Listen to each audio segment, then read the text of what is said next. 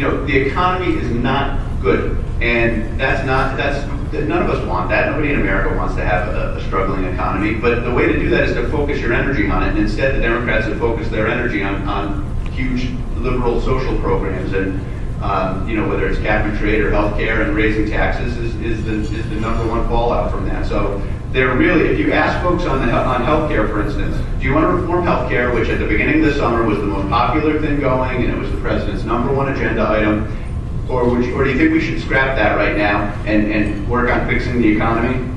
Democrats are with him by 5 points. That's it. He hardly has his own party with him. All voters up 38, move on to the economy, stop fooling around with this nonsense. So things are, we have a lot to be optimistic about. The issue set is moving our way, and the middle of America is moving our way, quite frankly. We represent the majority of this country, and there's something to be said for having the majority of America behind your cause. Now the question is, can we organize them appropriately? You could just see, again, spending fatigue. People are tired of the spending. Some opportunities we have: 61% unfavorable for Congress, Democrats in Congress. The current GOP lead on the generic ballot. When asked, would you support the Republican candidate or the Democrat candidate? No names, no nothing, just generically, 42-38. We've been upside down in that for years, and significantly upside down in that. Significantly upside down. And we've turned a corner, and people want to support Republican candidates. And I'm glad the doors are shut. It's like one of these things you don't want to say out loud. You just are so nervous that the bottom could fall out of this thing. But we work every day to make sure we keep these issues on the front burner and to keep our party out in front, because we can't let this go. And we don't want to peak. We want a steady climb into the elections so that we can win some of these seats back and try to get America, frankly, back on the right track. Nancy Pelosi, 47% unfavorable. It's one of the most significant unfavors for a speaker.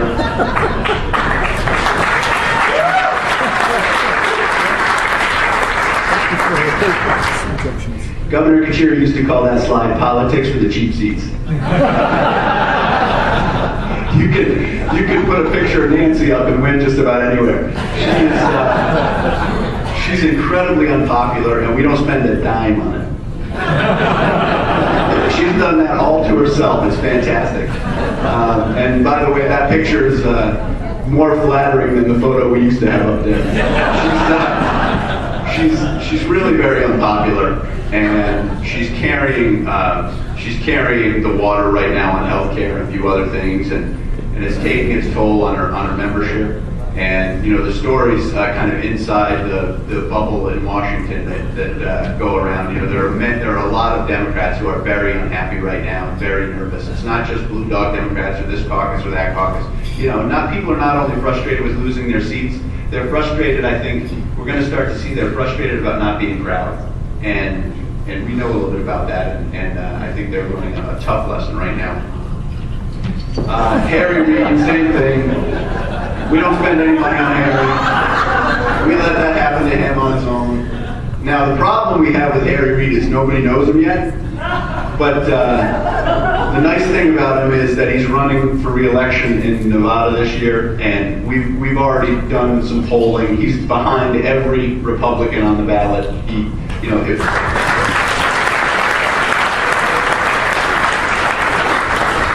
Whether you can beat him or not is another question, but you can make Democrats spend a lot of their money protecting their leadership.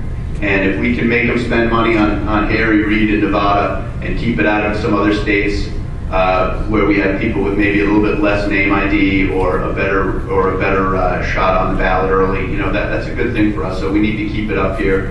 In the healthcare fight this summer, we spent a little bit of money in Nevada. We bought some really inexpensive TV, not Las Vegas. We went into like Reno and places like that where you could buy 5 points pretty cheap, and we ran some, just general anti kind of Democrat healthcare ads. Again, not expensive. By the way, it's expensive, but in the scheme of things, not too expensive. And we got a ton of earned media, and the papers in Nevada went crazy, and the radio stations beat up Harry for the summer. And our goal was to make sure that he went home and and remembered that he had a job in Washington. So I think we did that. He was not happy. There were some quotes in the paper about us that I think we made him lose his cool a couple of times, which was gratifying. So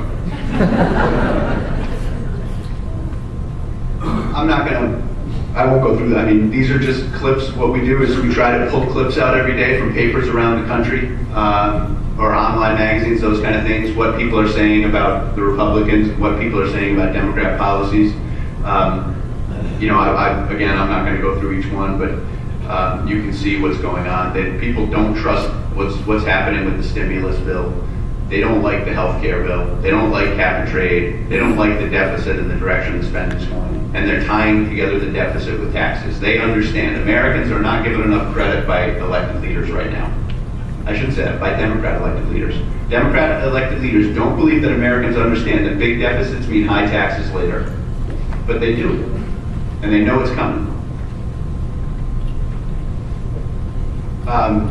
The healthcare legislation, 5338, the opposed Obama and the Democrats' healthcare legislation. People know what's coming out of the Senate.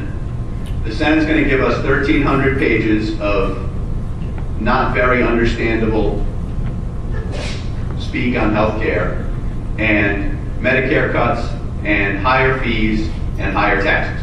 And you don't have to have a crystal ball to see that coming at a Harry Reid shop. You just need a little bit of common sense. And frankly, Americans have that, and they see where it is, and they know that their program's not very popular right now, and that's why I think you'll see folks in Washington certainly know much better than I do about what's really going on behind the scenes. I'm not invited to the Democrat strategy meeting on that, but we saw, Governor Kucheri and I saw firsthand what happens to bad legislation. It ends up in a committee somewhere where they try very, very hard not to talk about it and spring it on you at the last minute. Governor Kucheri, frankly, led a fight here on pension reform. We were the only state. We had, at the time, maybe 13 Republicans out of 75 in the House, and he got pension reform through. Because the one thing that motivates legislators, whether it's in the state house or the United States Capitol, is self-preservation. And they want that seat. And they know that, taking certain votes is going to put that in jeopardy. So whether they're bucking leadership of the president or whatever, I mean, if they could push this through, it would be pushed through. It's not because they can't. There are people afraid of losing. And we need to keep that heat up, and we plan to do that. We tested some things that they're saying about, do you believe that the Democrat health care plan will allow you to keep your doctor? This is the single worst thing Republicans have going for us. Well, when people believe that, we have a problem. But people are starting, and frankly, not to believe it. Will it reduce healthcare costs? A huge majority of people do not believe it will reduce healthcare costs. And this is a national survey. I think there were 1,200 people tested. It won't harm the quality of your treatment. People don't believe that anymore. It won't ration medical care. People understand that quite frankly, comparative effective research councils and all these other things are what they are. The pressure is not whether something has been tested, whether a certain medical treatment has been tested. The question isn't whether a certain medical treatment is radical. The question is, there are federal and state budgets, and can they be afforded? Am I almost done, Louis? Just right to my leg. Okay, keep me on time here, I'm sorry. After I said I wouldn't go through all these slides, I went through all the slides. And I actually wanted you to be able to answer a few questions from the audience, because we want this to be a bit interactive as well. All right. I'll move right off. Virginia governor's race, it's tightened up significantly. Internal polls have it, frankly, within the margin of error.